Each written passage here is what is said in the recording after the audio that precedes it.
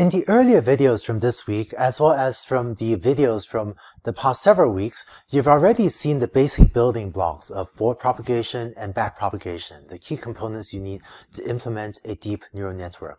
Let's see how you can put these components together to build your deep net. Here's a network with a few layers. Let's pick one layer and look at the computations focusing on just that layer for now. So for layer L, you have some parameters WL and BL, and for the forward prop, you will input deactivations A, L-1 from the previous layer, and output AL. So the way we did this previously was you compute ZL equals WL times AL-1 plus BL, and then AL equals G of ZL, right? So that's how you go from the input AL-1 to the output AL. And it turns out that for later use, it'll be useful to also cache the value ZL. So let me include this cache as well, because storing the value ZL will be useful for for the back propagation step later. And then for the backward step, or really for the back propagation step, again focusing on the computation for this layer L, you're going to implement a function that inputs dA of L and outputs dA L-1.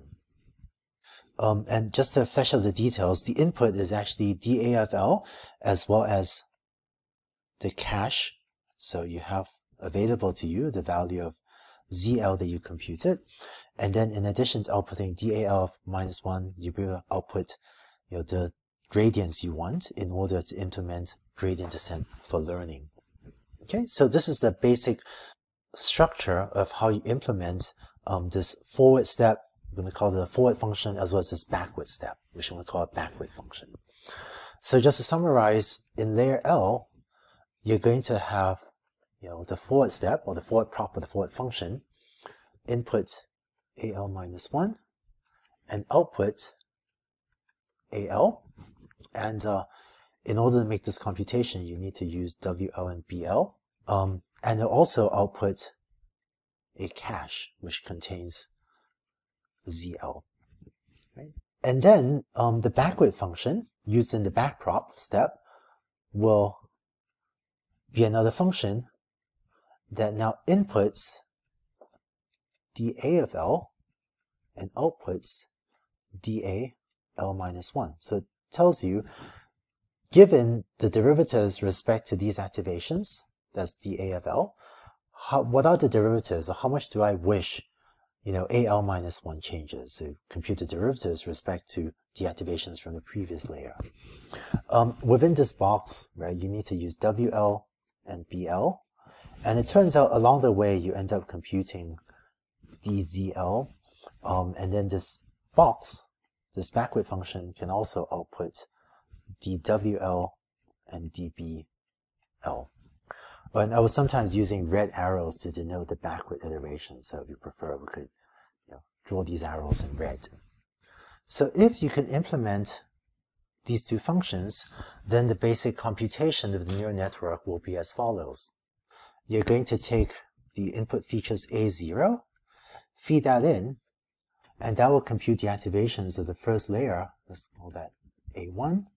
And to do that, you needed W1 and B1. And then we'll also, cache away Z1. Right? Now, having done that, you feed that to the second layer, and then using W2 and B2, you're going to compute the activations of the next layer, A2, and so on, until eventually you end up outputting A capital L, which is equal to Y hat. And along the way, we cached all of these values Z. So that's the forward propagation step. Now, for the back propagation step, what we're going to do will be a backward sequence of iterations in which you are going backward and computing gradients like so. So we're actually going to feed in here dA of L, and then this box will give us dA of L minus 1, and so on until we get dA 2, dA 1. You could actually get one more output to compute dA 0, but this is the derivative with respect to your input features, which is not useful, at least for training the weights of these supervised neural networks. So you could just stop it there. But along the way, backprop also ends up outputting dWL, dBL, right? This used the parameters WL and BL. This would output dW3, dB3, and so on. So you end up computing all the derivatives you need. And so just to maybe fill in the structure of this a little bit more, right? These boxes will use those parameters as well. WL, BL. And it turns out that we'll see later that inside these boxes will end up computing these Z's as well.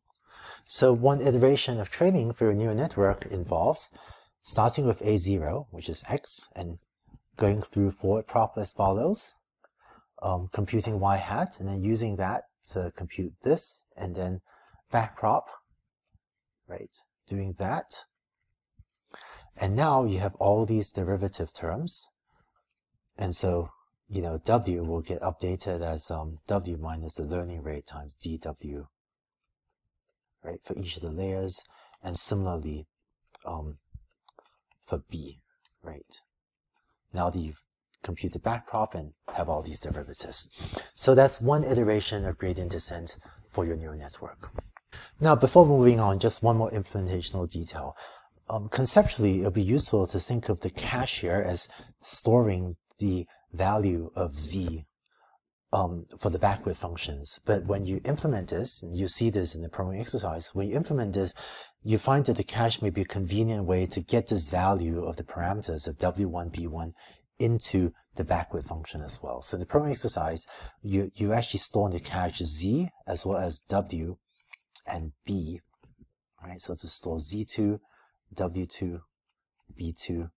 But from an implementational standpoint, I just find this a convenient way to just, you know, get the parameters copied to where you need to use them later when you're computing backpropagation. So that's just an implementational detail that you see when you do the programming exercise. So you've now seen what are the basic building blocks for implementing a deep neural network. In each layer, there's a forward propagation step, and there's a corresponding backward propagation step, and there's a cache to pass information from one to the other. In the next video, we'll talk about how you can actually implement these building blocks. Let's go on to the next video.